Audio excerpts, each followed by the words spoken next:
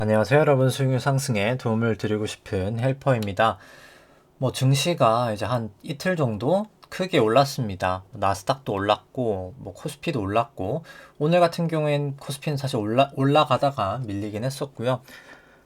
올라갔던 이유는 여러 가지로 설명할 수 있겠지만, 가장 큰 것은 이제 호주에서 이제 중앙은행이 이제 금리를 원래 한 50bp 정도, 0.5% 정도 금리를 올리는 거를 예상하고 있었는데, 이제 25bp 0.25% 올리면서 조금 금리 속도 조절을 할 수 있다, 약간 그런 식으로 얘기를 했었거든요. 이제 그 부분이 연준도 그럼 좀 그럴 수 있지 않을까라는 좀 시장의 기대가 있으면서 좀 증시가 올랐던 부분이 있고요.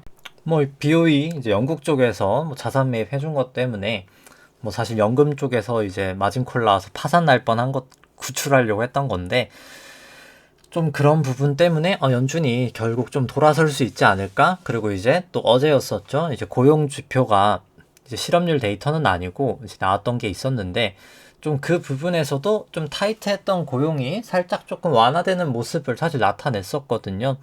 좀 그런 것 때문에 조금 이제 경기가 오히려 침체가 되니까 연준이 조금 속도가 늦어질 수 있지 않을까? 금리를 올리는 게 좀 그런 게 있으면서 단기 반등을 좀 성공을 했었습니다. 근데 국내 같은 경우 오늘 사실 거의 다 되돌리면서 끝이 났죠.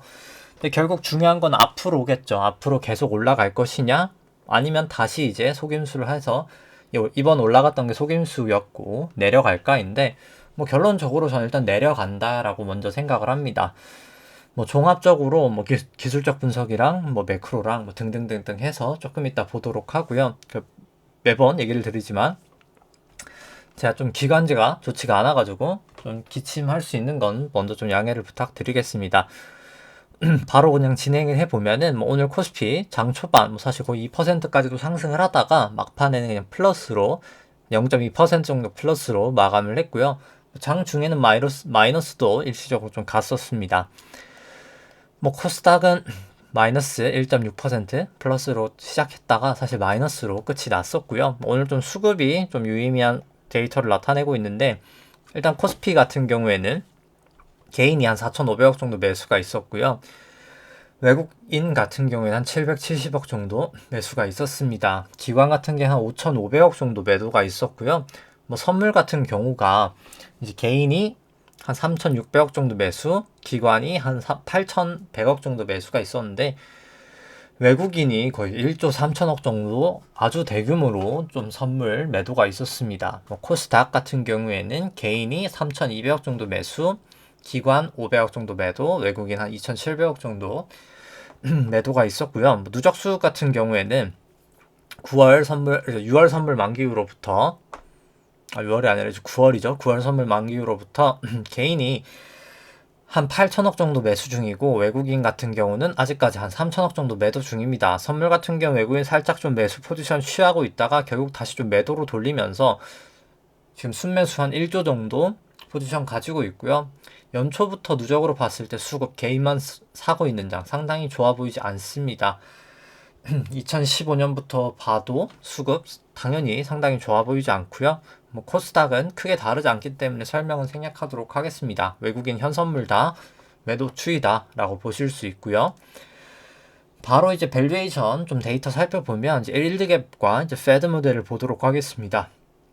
이제 먼저 일드갭부터 보면은, 이제 일드갭이라는 것은 그러니까 코스피든 어떤 거든 이제 주식 안에 있는 기대 수익률을 이제 국고채 금리로 차감한 거를 일드갭이라고 합니다. 나눈 걸 이제 패드 모델이라고 하고요.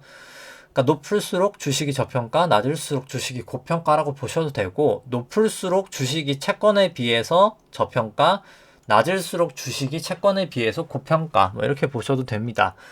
어찌됐든 간에 주식 같은 경우로 봤을 때는 높으면 고평가, 낮으면 저평가, 높으면 이제 저평가, 낮으면 고평가고요.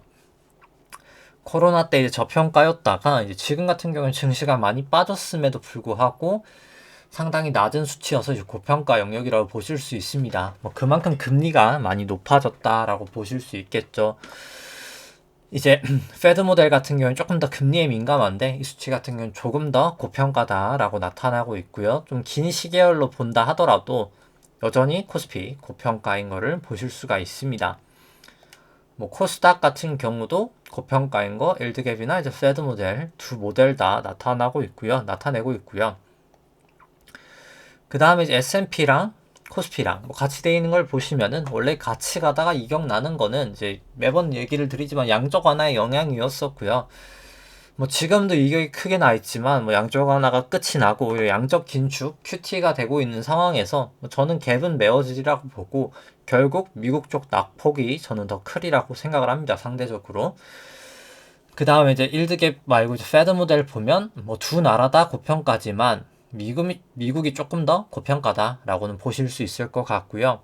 그 다음에 신용장고 보면은 뭐 좀 상당히 많이 감소를 하긴 했는데요. 데이터를 좀 보시면은 신용장고 같은 경우에는 먼저 일단 합산 데이터 먼저 보면은 마지막 방송했을 때가 아마 이때였을 것 같은데 18조 한 6천억 정도에서 16조 8천억 정도니까 꽤나 많이 감소를 했습니다. 단기간에.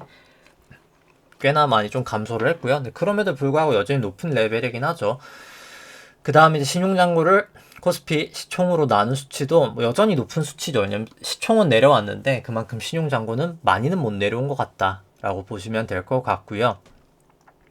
신용장고 증감 속도도 이렇게 내려갈 때가 안 좋은데 계속 내려가고 있는 모양새다라고 보시면 됩니다. 뭐 코스닥은 그냥 시간 관계상 설명을 생략하도록 하고요. 그 다음에 뭐 매크로 밸류에이션 좀 보면은 한국 수출액 전년 동기 비율 이제 9월 데이터 같은 경우에는 계속 좋지 않습니다. 이제 계속 좀 감소하고 있는 추세고요. 전년 동기비. 수출액 자체도 뭐 사실 그렇게 좋진 않습니다. 물가를 감안해 봤을 때 이건 물가를 감안 안 한 건데 이제 여기다 물가까지 감안하면 더 좋진 않고요. 이제 미국 ISM 제조업 지수도 뭐 그렇게 좋게 나오진 못했습니다. 50.9 기록을 하면서 아직 근데 50이 넘어 있기 때문에 확장 국면이다라고는 보실 수는 있고요. 근데 이제 가속도가 좀 떨어지고 있는 단계다. 뭐 그 정도로 보실 수 있겠죠. 잠깐 좀 오류가 나고 있는데 뭐 기다리면은 이제 좀 풀리지 않을까. 이제 워낙 엑셀을 좀 많이 켜놔서 그렇고요. 잠시만요. 네. 그 다음에 이제 일간 한국 수출액 대비해서 이제 코스피 시가총액 나눈 수치 살펴보면 고점들 찍었다가 결국 내려오고 있는 추세. 아직까지는 그냥 빠지고 있는 추세다라고 보실 수 있고요. 글로벌 GDP 대비해서 이제 코스피랑 S&P 같은 경우도 보시면은 내려가고 있는 추세다. 여전히 고점 찍고 빠지고 있는 추세다. 아직까지는 그렇게 보여집니다. 그 다음에 이제 미국 쪽 하이힐드 스프레드 같은 경우에는 200일동 평균선을 하이힐드 스프레드 넘고 있죠. 그 다음에 이제 122동 평균선도 넘어가 있고요. 50일 이동 평균선도 넘어가 있기 때문에 단기, 중기, 장기 모두 다 이제 위험 회피 성향으로 돌아섰다 라고 볼 수 있을 것 같습니다. 그 다음에 이제 먼저 부동산 관련돼서 간단하게만 보면은 뭐 미국 실질 주택 가격 인플레이션 조정한 수치 같은 경우에는 고점 찍고 빠지고 있고 우리나라 같은 경우도 마찬가지고요. PIR 이제 주택 가격을 중위소득 연봉으로 나눈 건데요. 이 수치 같은 경우도 고점을 찍고 있는 상황입니다. 데이터가 조금 시차가 있어서 그렇지 아마 고점을 찍고 이제 조금 빠지고 있는 추세가 나타나지 않을까 싶고요. 국내 쪽 PIR 같은 경우에도 뭐 고점을 찍고 약간 내려오고 있는 그런 상황이다. 뭐 나머지 이제 주택 관련된 데이터는 그냥 간단하게 이렇게 보여드리기만 하고 뭐 설명은 생략하도록 하고요. 뭐 그 다음에 이제 뭐 금하고 은 데이터 같은 경우에는 뭐 지금 딱 투자할 단계는 아니기 때문에 그냥 차트만 보여드리고 뭐 설명은 생략하도록 하겠습니다. 그 다음에 이제 변동성 지수를 보면 되겠죠. 뭐 변동성 지수 이제 ATR과 이제 빅스 있는데 뭐 ATR은 그냥 포털 사이트에서 검색하시면 나오기 때문에 설명은 보시면 될 것 같고요. 이제 빅스는 옵션 안에 있는 내재 변동성입니다. 코스피 200 같은 경우 아직 ATR 이동평균선 위에 있기 때문에 위험 회피고요. 이제 빅스도 아직까지는 위에 있기 때문에 위험 회피고 이제 나스닥 100 같은 경우에는 ATR이 살짝 하회하고 있어서 이제 위험 선호다라고 할 수 있긴 하지만 뭐 이 정도로는 조금 더 조심을 하시는 게 맞다라고 보여집니다. 뭐 빅스도 마찬가지고요. 그 다음에 뭐 실제 금리 같은 경우에는 다시 또 파월 피벗 얘기가 나오면서 또 잠깐 파월하고 이제 페드가 약간 좀 다시 긴축해서 약간 이제 줄어들 수 있지 않을까? 긴축이 기대감으로 실질금리 다시 내려오고 있습니다만, 그렇게 되면 다시 또 BEI 기대 인플레이션 또 올라가게 되는 거죠. 그런 상황이다 라고 보여지고, 뭐 결국은 이때처럼 파월 피벗 했다가 다시 급등하는 것처럼 뭐 아직은 저는 조금 더 올라가야 된다 라고는 생각을 합니다.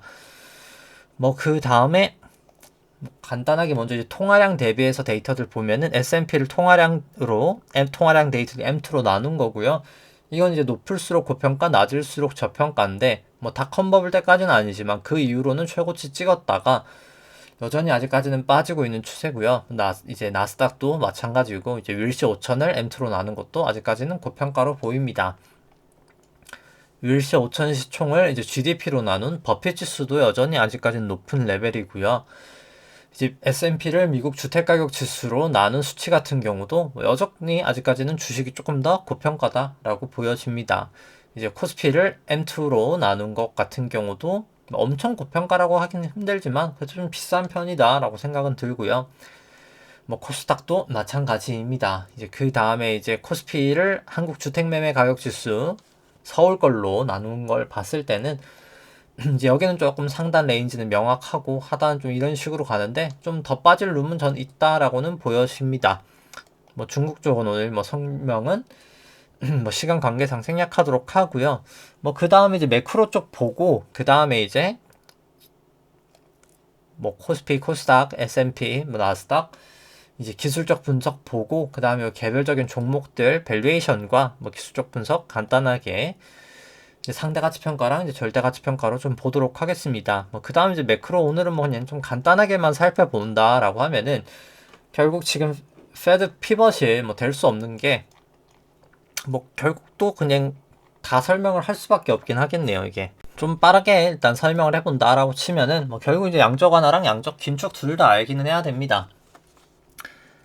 양적 완화를 이제 보통 QE라고 하죠. 이제 Quantitative Easing 양적 완화, 양적 긴축을 이제 Quantitative Tightening 해서 이제 QT라고 합니다. 이제 QE랑 QT인데 이제 뭐 보통 QE를 그냥 양적 완화해서 그냥 중앙은행이 자산을 사는 거다라고 이렇게 생각을 하시지만 뭐 맞기는 맞는데 이제 그게 어떻게 흘러가는지 좀 아셔야 됩니다. 뭐 연준이라고 생각을 해보죠. 연준 중앙은행이 국채 100을 산다라고 치면 누군가 팔겠죠? 뭐 제가 팔았다고 해보죠. 제가 100이랑 국채를 팔고 100이랑 현금이 생길 겁니다. 그럼 그 현금을 제가 은행에 결국 넣겠죠? 그럼 그 현금은 은행에 예수 부채가 되고 은행은 100이란 현금이 생길 텐데 그 현금을 대출로 투자를 하거나 이제 지급준비금에 연방준비은행에 재예치를 해서 투자를 할 수가 있습니다. 근데 보통 양적 완화를 할 때가 경기가 좋지가 않을 때죠. 그렇기 때문에 대출이 잘 안 돼서 지급준비금에 재예치를 합니다. 결국 그래서 돈을 풀었지만 다시 연준에 돈을 오는 과정이 나타나기 때문에 실물 경제로는 돈이 흘러가지 않습니다. 근데 금융시장에는 돈은 늘어나죠. 왜냐면 은행에는 현금이 증가가 되니까요. 결국엔 이제 은행의 지주금이라는 계정으로. 그래서 금융시장의 유동성이 증가하다 보니까 이제 뭐 주식도 올라가고 채권도 올라가고 부동산도 올라가고 뭐 비트코인도 올라가고 다 올라가게 됩니다. 근데 우리 밥상 물가인 실물 경제에는 크게는 영향이 없죠, 사실. 그렇게 나타나게 되는데 이제 양적 긴축이 조금 이해를 잘못하는 경우가 많습니다. 이제 이거는 그냥 뭐 중앙은행이 자산을 그냥 감소시키는 거, 축소시키는 거 아니야? 라고 생각하실 수 있지만 뭐 맞기는 한데 결과론적으로는 순서가 이렇게 되진 않습니다. 먼저 이제 대출자나 소비자가 여기는 스타트가 먼저 되고요. 뭐 대출을 했다고 생각해보죠. 제가 차입을 100을 줬다고 생각해보겠습니다. 그럼 현금이 100이 생기고 결국 뭐 투자나 소비를 할 거고요. 그렇게 되면은 대출이 생길 겁니다. 은행 입장에서는 저한테 대출해줬으니까 그럼 현금을 쓰게 되겠죠. 은행 입장에서 현금은 마이너스가 되고 근데 그 현금을 연방준비은행 지준금에서 빼기 때문에 지준금은 떨어지게 돼서 부채가 떨어지니까 자산도 떨어뜨려야 되겠죠. 그러니까 연준이 국채를 매각을 하든 뭐 만기 재투자를 안 하든 뭐 그렇게 되는 겁니다. 그럼 여기서 이제 어떻게 영향을 받을까라고 하면 실물 경제는 당연히 돈이 흘러가겠죠. 투자를 했거나 뭐 소비를 하게 되니까요. 이때는 실물 물가는 그럼 올라가게 될 겁니다. 지금 같은 현상이라고 보시면 되겠죠. 그럼 금융시장은 어떻게 될까요? 금융시장은 똑같은 조건이라고 쳤을 때 금융시장의 유동성이 떨어지기 때문에 뭐 주식은 떨어지고 채권도 떨어지고 비트코인도 떨어지고 뭐 부동산도 떨어지고 다 떨어지게 됩니다. 뭐 지금과 같은 현상이다 라고 보실 수가 있겠죠. 일단 이거를 이해하고 나서 그 다음에 이제 연준의 이제 부채 계정을 조금 보면 조금 더 이해가 쉽습니다. 그냥 뭐 그 전에 뭐 똑같이 뭐 매번 똑같은 얘기입니다만 뭐 OECD 데이터도 본다라고 하면은 이제 뭐 사실 뭐 매일 똑같은 얘기긴 한데요, 정말로. 이제 OECD 데이터가 이제 뭐 경기 선행 지수가 아니라 이제 소매 판매랑 뭐 산업 생산, 이제 고정자산 투자가 있는데 뭐 결국 이 소매 판매가 그냥 수요고요. 이게 수요고 이 산업 생산이 이제 공급이다라고 보시면 됩니다. 이게 투자고요, 결국. 당연히 수요가 공급보다 많을 때 인플레이션 구간이었겠죠. 다 인플레이션 구간이었었고 이때가 이제 볼커 시대라고 한 7, 80년대 이제 그레이트 인플레이션이라고 했던 그때고요. 2000년도, 2008년도 이제 위기가 났던 그런 시절엔 딱 공급이 더 많았습니다. 지금 뭐 위기가 난다라고 하지만 사실 공급이 훨씬 더 적죠.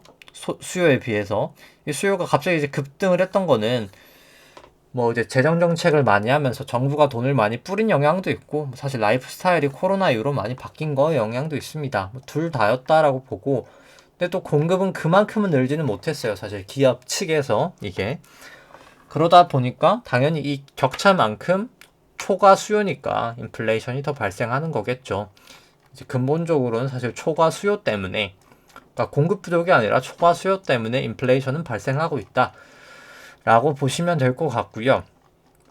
그 다음에 이제 좀 부채 계정을 조금 이해하셔야 되는데 연방준비은행에 보통 이제 연방준비은행이 총 자산에 대해서만 많이 얘기를 합니다. 아, 뭐 총 자산이 뭐 줄었네, 늘었네, 이제 이렇게 줄었네, 늘었네 이렇게만 얘기를 하는데 뭐 사실은 이제 부채를 알아야 되거든요. 뭐 자산은 그렇게 크게 무슨 뭐 의미를 갖지는 못하기 때문에 이제 부채가 총 뭐 한 4개로 크게 구성이 됩니다. 뭐 통통한 진짜 그냥 달러라고 보시면 될 것 같고요. 지급준비금은 아까처럼 은행이 연방준비은행이 예치해 놓은 현금을 지준이라고 하고요. 재무부 일반 계정은 미국의 재무부가 국채를 발행하거나 세수를 걷어서 모은 이제 현금, 이제 재정 정책을 위해서 모아놓은 현금이다. 이제 우리나라로 치면 기재부가 모아놓은 현금이다라고 보시면 될 것 같고 이제 RRP라고 하는 리버스 레포라고 하는 거는 연방준비은행이 이제 단기금융시장에서 차입을 한 차입 금액이라고 보시면 됩니다. 그러니까 연준이 이제 빚진 금액이라고 보시면 될 것 같고요. 원래 이제 양적 완화를 하면 자산이 늘겠죠. 근데 반대로 보면 부채도 늘어야 되겠죠. 그 부채가 일반적으로는 지준이 늡니다. 양적 완화를 하면은. 그래서 보통 다 지준이 이렇게 빨간 색깔이 많이 늘었었죠. 과거에. 그래서 뭐 2015년까지 QE를 했다가 완만하게 2019년까지 QT를 또 했었고요. 테이퍼링하고 QT를 했었고 그 다음에 이제 코로나가 발발하자마자 무제한 양적 완화를 하면서 이 자산과 부채가 뭐 급격히 증가를 했었습니다. 뭐 거의 한 8.8조 달러까지 증가가 됐었고요. 근데 조금 다른 게 있다면 이때 지준에 비해서 이 재무부 일반 계정이 많이 늘었었죠. 재정 정책을 많이 썼었기 때문에 그렇습니다. 그래서 돈을 이렇게 모아놨다가 정부가 다 지출을 하겠죠. 그럼 지출한 돈이 결국엔 은행으로 잠깐 오겠죠. 은행으로 다 올 겁니다. 사람들이 돈 받은 게 다 은행에 예치가 될 테니까요. 예치가 됐다가 2021년 5월부터 사람들이 이제 돈을 쓰기 시작한 겁니다. 대출을 하기도 시작했고요. 그래서 이제 정부에서 재정 지출은 다 완료가 돼서 이제 재무부 일반 계정은 감소한 만큼 지준금은 증가를 했고 근데 그 지준금이 다시 소비와 대출로 이어지면서 지준이 감소가 됐습니다. 그럼 지준이 감소가 되고 TGA도 그렇게까지 증가를 못했으니까 원래는 자산이 감소를 했어야 돼요. 이제 부채가 감소하니까 자산이 감소를 했어야 되는데 뭐 여러 가지 뭐 노숙자를 구해야 된다라는 그런 말도 안 되는 소리를 하면서 그러니까 노숙자를 구하지 말아야 된다는 게 아니라 QE라는 방법은 노숙자를 절대 구하는 방법이 아니거든요. 그렇기 때문에 이제 아무튼 파월이 이제 노숙자들을 구해야 된다는 조금 약간 이상한 발언을 하면서 QE를 계속해서 가동을 합니다. 근데 가동을 할 수 있었던 거는 이 부채를 끌어서죠. 단기 차입이라니 RRP를 증가시키면서 원래는 여기서부터 감소를 시켰어야 됨에도 불구하고 증가를 시켰었습니다. 뭐 오늘은 뭐 설명상 이제 RRP에 대한 내용은 그냥 생략하도록 하고요. 아무튼 그렇게 증가를 시켰었는데 근데 뭐 생략할 수는 또 없긴 하겠네요. 중요한 내용이어서. 근데 그럼 RRP를 계속 증가시키면 뭐 영원히 이제 QE를 할 수 있는 거 아니야? 라고도 생각을 하실 수가 있을 텐데, 이제 논리적으로 그럴 수가 없다는 겁니다. 이게 이제 단기 금융시장을 좀 이해하면 그럴 수가 없다라는 걸 좀 이해하실 수가 있을 텐데,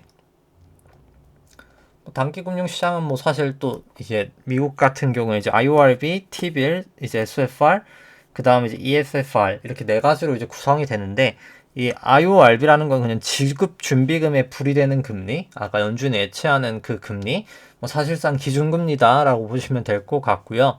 이제 Tbill 같은 경우는 3개월짜리 미국 국채를 Tbill이라고 합니다. SOFR은 이제 사실 레포 금리인데 그냥 이제 RRP 금리랑 거의 유사하기 때문에 RRP 금리라고 보시면 될 것 같고요. 연준이 빌리는 금리.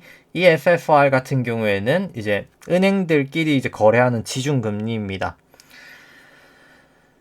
그래서 이제 뭐 연준 같은 경우가 결국 이제 단기 금융 시장에서 돈을 빌리는 거죠. 달러를 이렇게 빌리는 건데 담보로 빌립니다. 국채를 담보로 빌리고요. 근데 돈을 계속 빌려가면 돈이 없어지겠죠.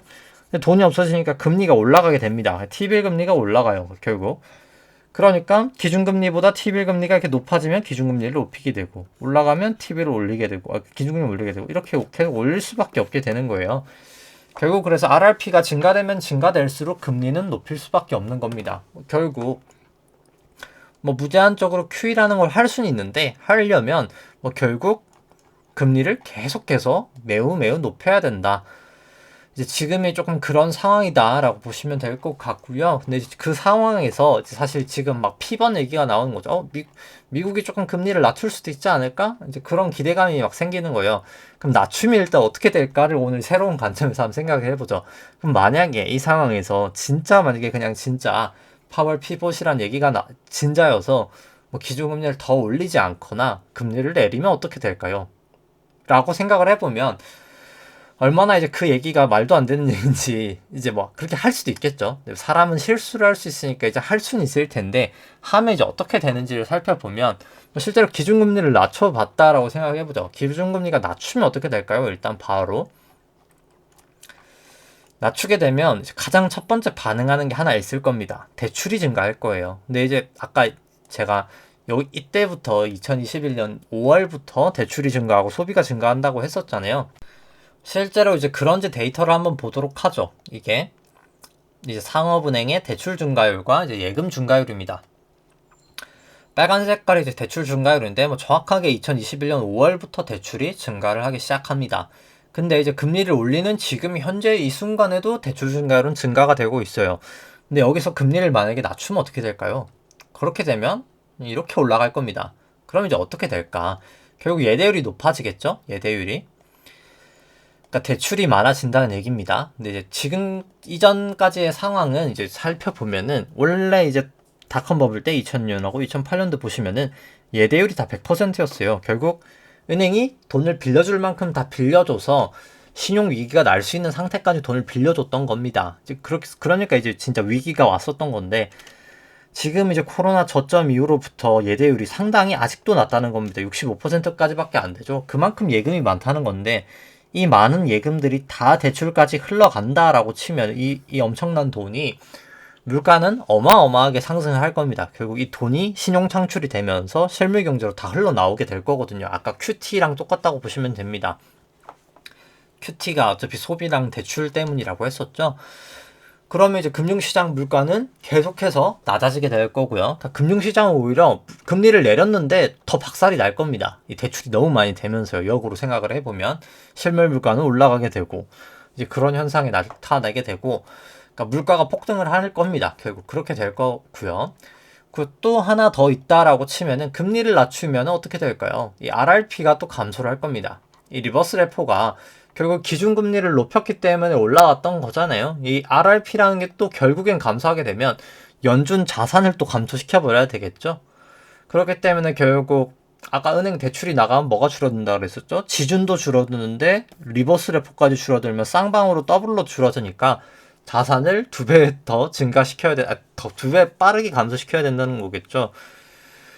QT가 또 급속도로 나기 때문에 소비가 증가돼서 뿐만 아니라 그냥 QT 자체를 또 빠르게 해야 되는 겁니다. 뭐 여러 가지 측면에서 결국 할 수 없다는 거죠. 결론은 그러니까 뭐 할 수 없다라는 건 아닌데 뭐 하면은 경기가 완전 파탄이 난다는 겁니다. 물가가 완전 폭등을 할 거니까요.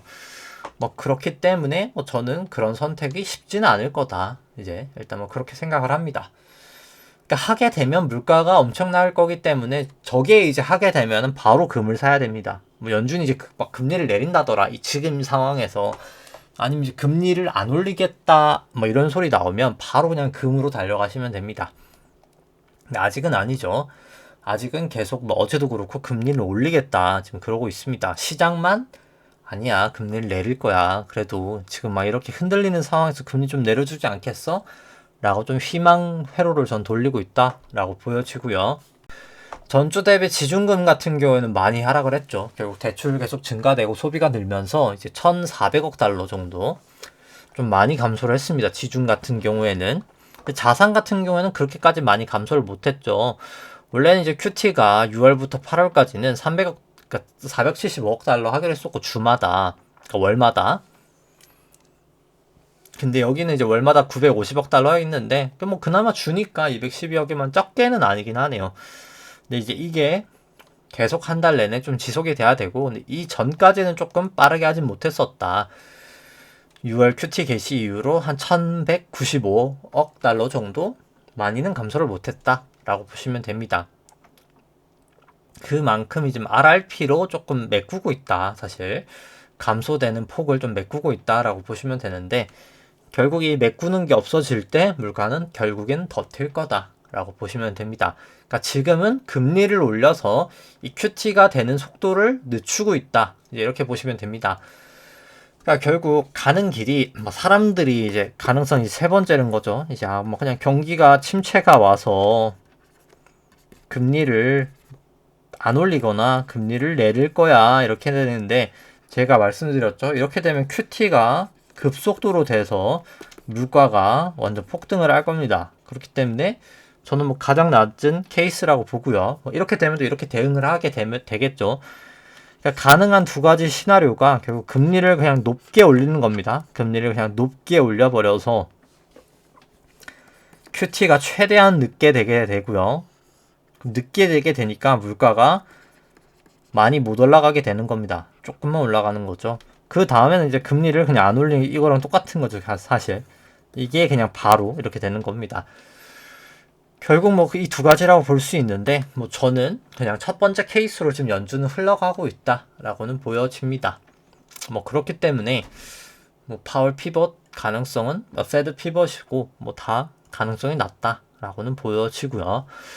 그 다음에 이제 매크로 쪽 바로 매크로가 아니라 바로 기술적 분석으로 살펴보면 뭐 코스피 같은 경우에는 그냥 간략하게 뭐 최근 파동만 보면은 뭐 결국 비파 반등을 하고 나서 이제 내려갔던 파동이 여기가 이제 엘리어트 파동상 5파 고점을 쳤다 보고요. A파 나오고 B파 나오고 C가 여기까지 나와서 이게 A, B, C가 큰 A였다라고 보고 여기가 이제 큰 B였다라고 봅니다. 지금 이제 C의 어딘가를 가고 있다라고는 보여지고요.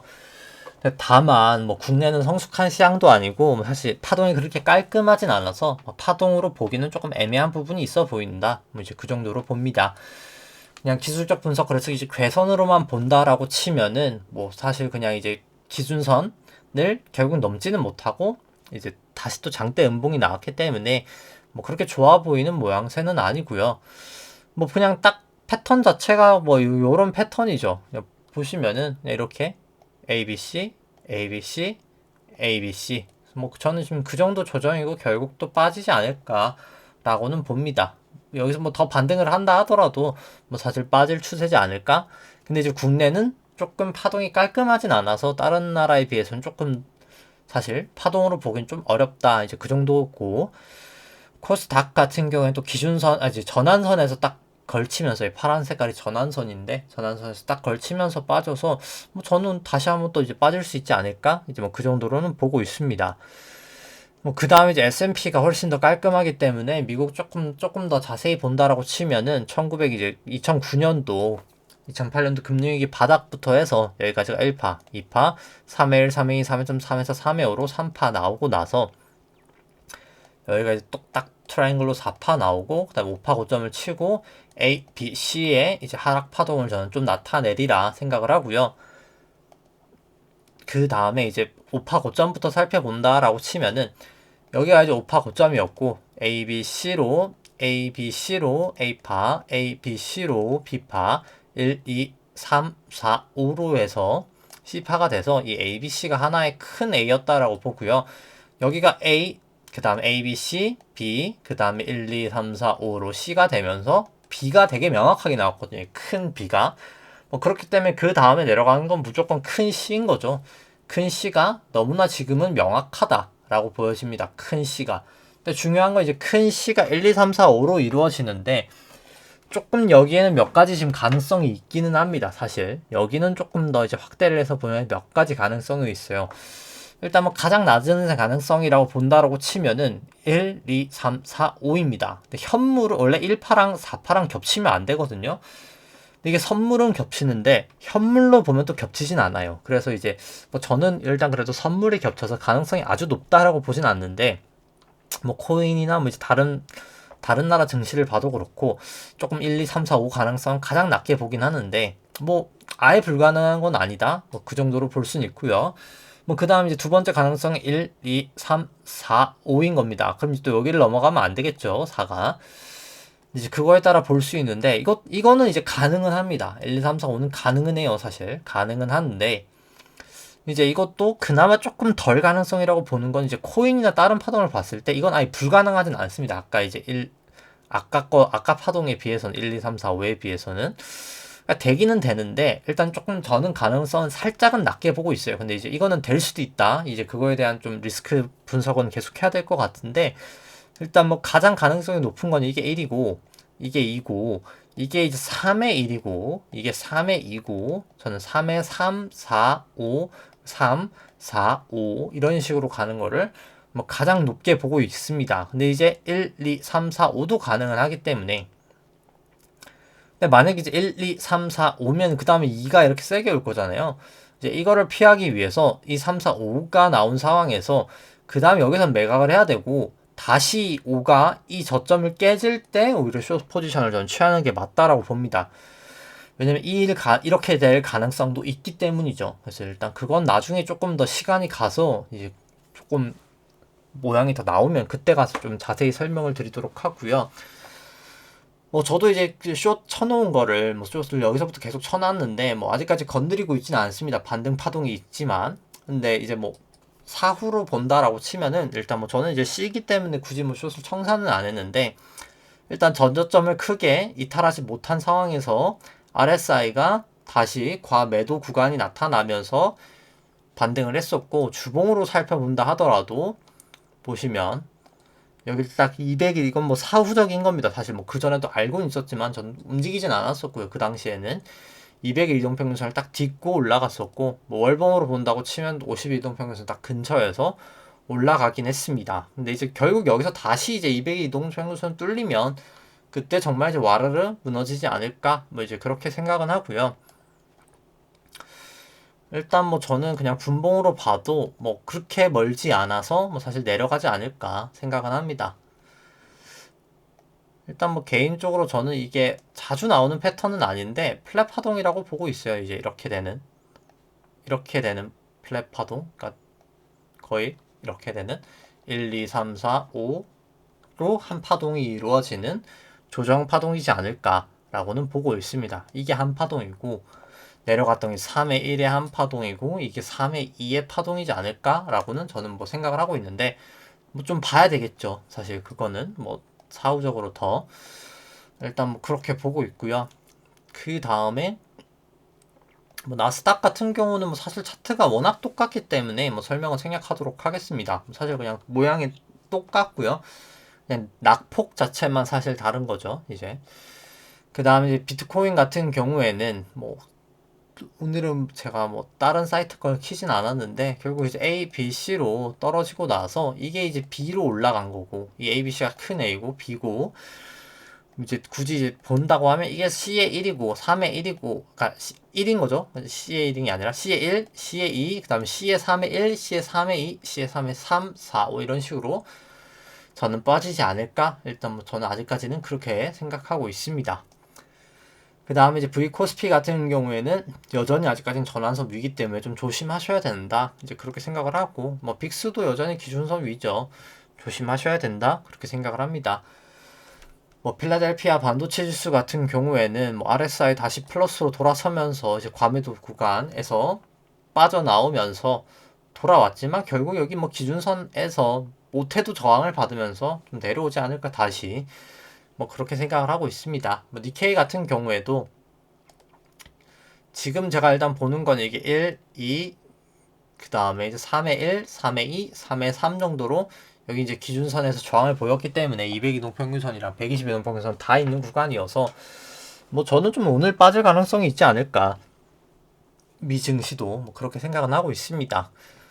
유로스톡스도 뭐 마찬가지인 거죠. 똑같이 3의 아니 3이 아니죠. 1, 2, 3의 1, 3의 2, 3의 3, 3의 4, 3의 5 이런 식으로 저는 가지 않을까 일단 보고요. 항생은 이제 휴장이었었기 때문에 어제 이제 오늘 뭐 한 방에 다 반영되긴 했지만 결국 조정 파동이었고 다시 이제 충격 파동으로 내려가지 않을까 머지않아 이제 그렇게 생각을 하고 뭐 상해 종합 같은 경우에 쉬고 있죠. 연휴여서 뭐 그래서 뭐 설명을 생략하도록 하겠습니다. 달러 인덱스 같은 경우에는 뭐 기준선 밑을 하회했지만 결국 항상 끝날 때까지는 끝난 건 아니었죠. 구름대까지 깨지기 전까지는 상방으로 추세는 보는 게 맞지 않을까라는 생각이고 달러 원도 이제 전환선 밑으로 내려왔습니다만 여기도 결국 끝날 때까지는 끝날 때가 아니었죠. 52동 평균선이랑 여기 구름대 밑을 깨지기 전까지는 상방으로 계속 아직까지는 추세로는 봐야 되지 않을까 싶고 뭐 결국 이제 오펙회의가 아직 제가 결과를 못 봤는데 이 200만 배럴 관련해서 뭐 감산 만약에 진짜 한다고 하면 유가는 상방 추세를 전 탈 수밖에 없다라고 봅니다.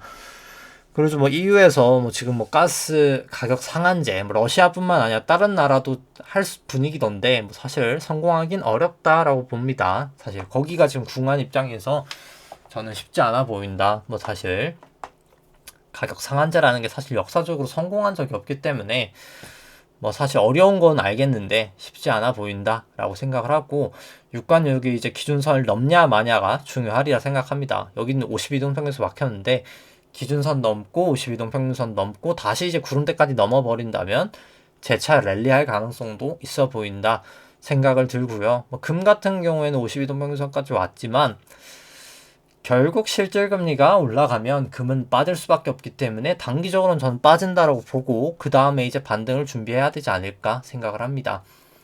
우리나라 국고채 10년 같은 경우는 단기 조정을 일단 보이고 있고요. 뭐 금리 같은 경우는 사실 뭐 가장 예측이 어렵긴 합니다. 개인적으로 생각하기에 뭐 여전히 일단 금리는 높은 레벨이긴 하죠. 레벨만 봤을 때는 국고가 4%가 넘으니까요. 미금리 같은 경우는 다시 이제 반등하고 있는 모양새고요. 일단 아직 기준선 위에이기 때문에 뭐 추세 자체는 아직까지 살아있다 라고 보는 게 맞을 것 같습니다. 그 다음에 이제 개별적인 종목들 쭉쭉쭉쭉 다 살펴본다라고 하면은 키스홀딩스도 계속 말씀드리지만 여기 이제 전환선이든 기준선이든 깨지면 항상 매도를 하라고 얘기를 드렸었고요. 뭐 깨지고 나서 사실 처참히 무너졌습니다. 뭐 그렇기 때문에 뭐 굳이 여기서 이제 상방을 보기도 어렵고요. 굳이 정말 매수를 한다고 치면은 여기 구름대를 넘어야 될 것 같고 제가 봤을 때 뭐 결국 여기도 추세를 거스르긴 어렵죠. 모든 주식이 다 빠지고 있는 상태에서 오를 만한 지금 호재가 없는 상황이기 때문에 뭐 같이 결국 빠지지 않을까라고 봅니다. 뭐 밸류에이션 상으로는 너무나 싸지만 뭐 결국 이 밸류에이션 싼 거에 대해서 뭐 자사주 소각이든 매입이든 유상 감자를 지금 당장 하지 않는 이상 시장에서는 뭐 아무 반응이 없는 거죠. 뭐 결국 뭐 10화 바닥 때 증시 정말 완전 빠지고 나서 그때나 대주주가 움직이지 않을까. 일단 뭐 지금 이제 그렇게 생각을 할 상황밖에 되지 않지 않았나 생각은 합니다. 현대해상 같은 경우는 여기 200이동 평균선 걸려 있고요. 뭐 넘냐 마냐가 이제 중요할 것 같습니다. 넘냐 밑으로 깨지냐 뭐 그게 중요할 것 같고 현대해상 같은 경우에는 뭐 그래도 이 정도면은 밸류에이션은 싼 편이다. 사실 증시 다른 데에 비해서는. 근데 이것도 이제 금리를 조정하니까 뭐 엄청 좋은 것까지는 아닌데 뭐 여기는 이제 금리가 올라가면 사실 수혜주라서 뭐 그래도 주식을 사야 된다면 현대해상이 제일 좋아 보이긴 한다. 근데 매번 말씀드리지만 주식 자체는 저는 지금은 다 좋지 않다라고 봅니다. 이렇게 금리를 조정하면 금리가 너무 높아졌기 때문에 뭐 차라리 채권이 낫다는 거죠. 채권 금리가 뭐 2년 트리플 A 뭐 한전채가 뭐 5%가 넘어가니까 5%뭐 중반까지도 가니까 뭐 그게 지금은 훨씬 더 나아 보인다.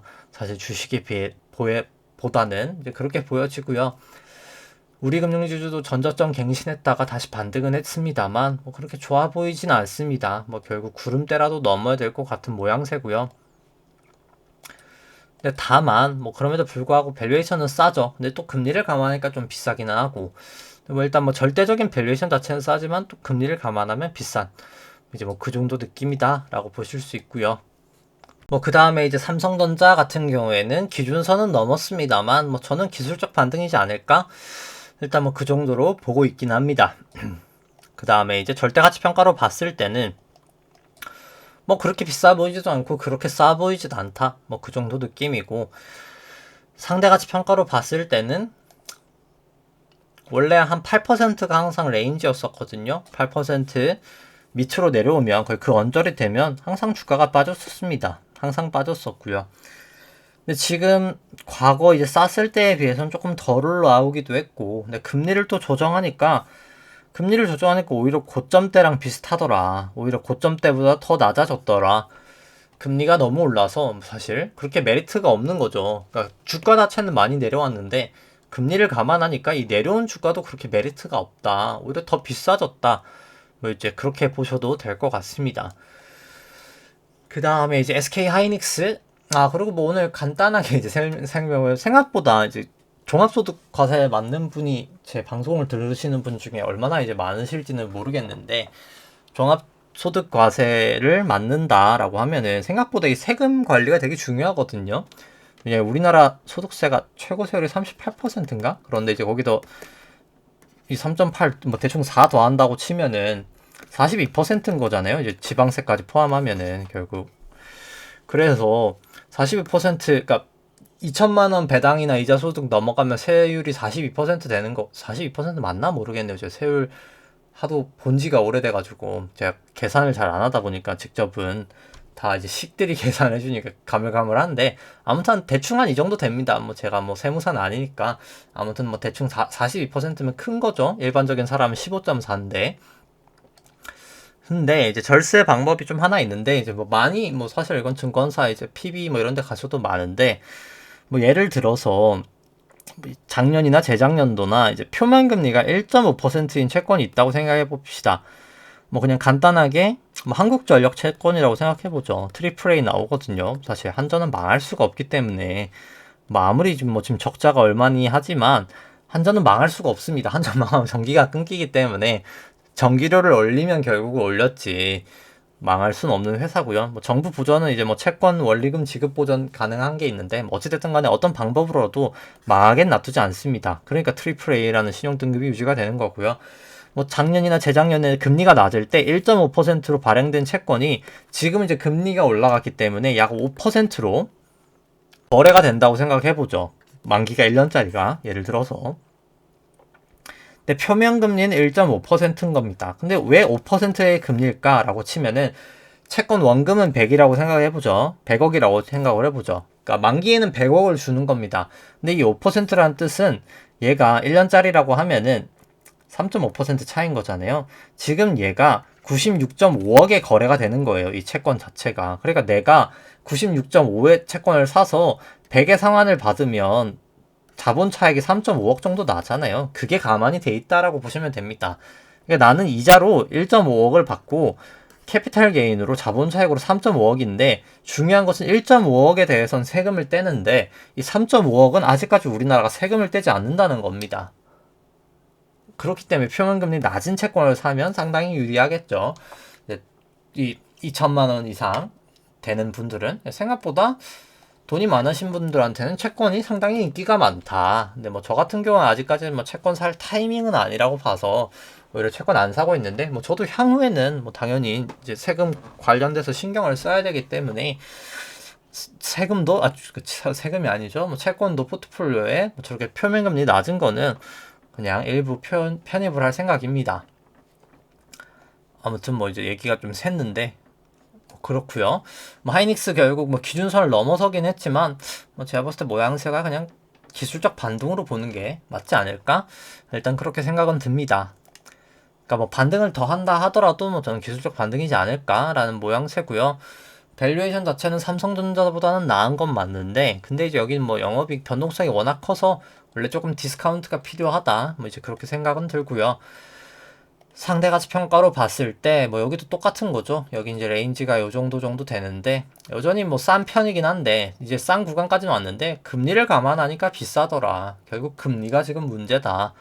그렇기 때문에 결국 파월만 쳐다보고 있는 거죠. 결국 뭐 우리나라 금통위는 다음 주 이제 수요일인데 아무래도 빅스텝 하면서 50bp 올리는 거는 뭐 거의 기정사실화인 상황이고요. 뭐 그 다음에 현대차 살펴본다라고 치면은 현대차 같은 경우에는 뭐 장대 음봉 나오면서 좋지 않습니다. 그러니까 올라가다가 빠졌으니까 장대 음봉 나오면서 뭐 좋은 모양새가 아니고요. 차트 자체가. 밸류에이션 자체도 뭐 저는 현대차는 상당히 밸류에이션은 비싸다라고 생각을 합니다. 그 다음에 이제 상대가치 평가를 봤을 때도 뭐 좀 싸져 보인다라고도 보여지겠지만 근데 금리를 감안하니까 비싸더라. 금리가 계속해서 문제다. 라고 보실 수 있고 LG화학 같은 경우도 결국 122동 평균에서 좀 막히는 모양새 나타냈고요. 절대가치 평가로 봤을 때도 비싸다. 그렇게 보여집니다. 상대가치 평가로 봤을 때는 좀 싸 보이는 것 같지만 금리를 감안하니까 비싸더라. 이제 그렇게 보여지고요.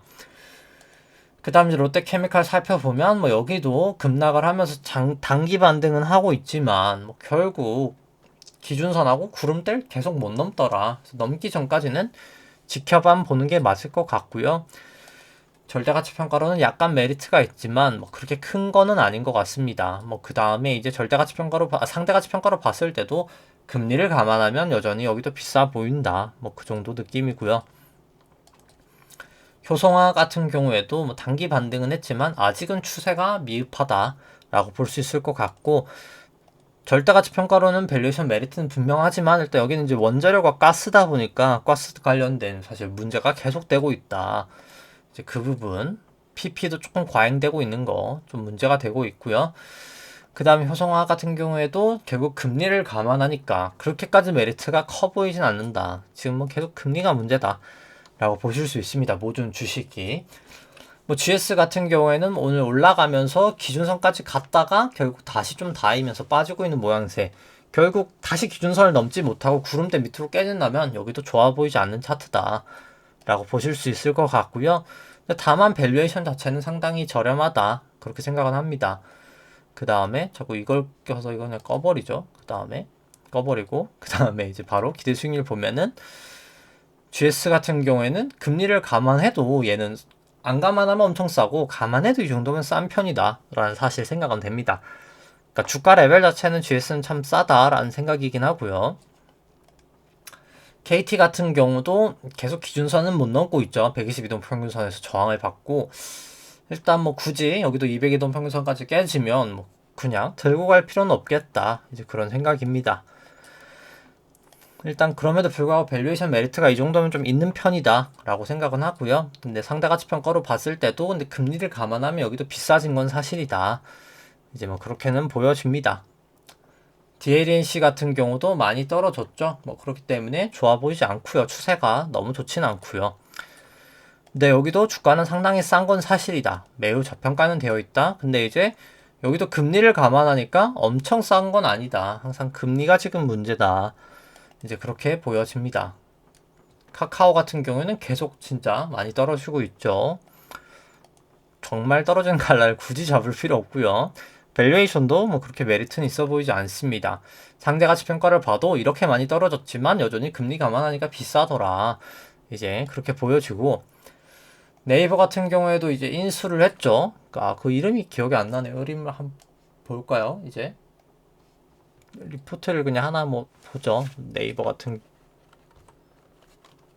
잠시만요. 제가 키보드가 지금 치기가 좀 어려운 위치에 돼 있어서 네이버 보면은 이제 이 C2C에 이제 중고 마켓에다 투자를 했는데 이제 북미 이제 플랫폼 이제 포시마크 이제 여기에다가 하나 한 2.3조 정도로 샀습니다. 그래서 뭐 저도 뭐 이 회사에 대해서는 자세히 알기 때문에 뭐 시장에서는 좀 비싸게 산 거 아니야? 라고 하지만 제가 뭐 비싸게 사는지 싸게 사는지는 그냥 이제 뭐 PSR로 한 18배, 매출액 대비해서 한 3배 정도 뭐 샀다던데, 제가 자세한 회사에 대해서는 잘 모르기 때문에 3배가 이제 비싸다고 해야 될지 아니어야 될지는 조금 애매하고, 그냥 뭐 간단하게 하는 일부 보니까 제가 그냥 이제 고객들끼리, 사람들끼리 거래하는 그런 이제 중고 옷 플랫폼인 것 같았었습니다.